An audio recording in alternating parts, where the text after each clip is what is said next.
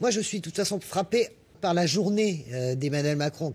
Je pense qu'il est d'une légèreté. Non, il a un discours très approximatif. Il est d'une légèreté finalement. sur les mots. En fait, en vérité, il est d'une vacuité sur les mots. Et je redis, je pense que ce n'est pas une bonne journée aujourd'hui pour Emmanuel Macron. Si on se souvient de ce qu'il a dit à propos de la guerre d'Algérie, ce qu'il a dit à propos de la culture française, je ne sais pas très bien quel lexique il a pour utiliser des mots de façon aussi... Mais même ce qu'il a dit récemment sur l'île, non mais de quoi on parle? Qu'est-ce qu'il a comme notion? Il le croit, il est universaliste et il est immigrationniste. Non, et là encore, il va devoir s'expliquer et ça ne se passera pas bien pour lui parce que si ce pays a un problème, c'est évidemment vis-à-vis du problème de l'immigration. C'est une évidence. Vous conviendrez que les mots ont un sens et qu'en politique, il faut savoir ce qu'on dit, pourquoi on le dit et à qui on s'adresse. Et lui, je trouve qu'il les manie avec une désinvolture folle et que ça tombe où ça tombe, ça dit ce que ça dit, ça produit des effets extrêmement curieux.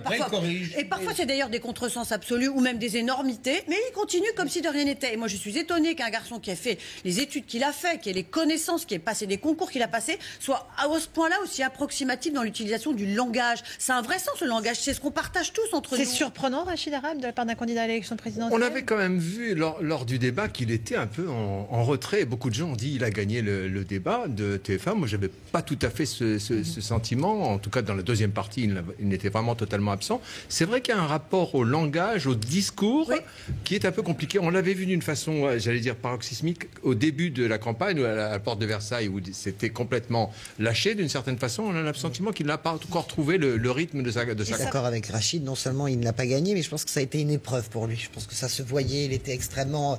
Il n'aime pas ce genre de confrontation, parce que finalement, il est assez jeune, Emmanuel Macron. Il n'est pas habitué, en tout cas. Il n'est pas habitué, il n'a pas le cuir tanné, il a beaucoup de mal. On voit la susceptibilité qu'il a quand il est critiqué. Tout de suite, la Guyane, hop, il fait une vidéo pour expliquer que c'est pas ce qu'il a voulu dire. Donc, on sent qu'il supporte mal la critique, mais c'est normal. Il a l'âge qu'il a, et puis il a l'expérience qu'il a. C'est-à-dire, il n'en a aucune. Et n'oublions pas que l'électorat d'Emmanuel Macron est celui qui est le plus friable. Les gens disent oui, je pourrais voter pour lui, puis après ils disent oui, mais je pourrais aussi ne pas voter pour lui. Donc ça peut s'écrouler.